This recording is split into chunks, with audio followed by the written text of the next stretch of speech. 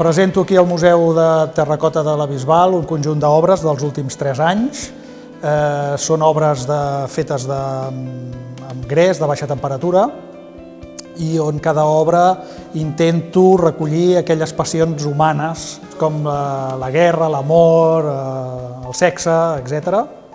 El títol d'Humàtics són dues paraules que venen d'humà i de tics, són els tics dels humans que repetim al llarg dels segles, perquè al final la ceràmica que ve de molt enrere, artísticament sempre hem anat repetint i explicant històries, que són aquests tics, i l'humà, doncs d'humà, d'aquí ve Humàtics.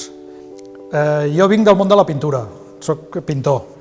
Llavors, al fer coincidir en un punt la ceràmica i la pintura, doncs inevitablement el color en mi és algo natural i que tenia que incorporar, lògicament, a la ceràmica.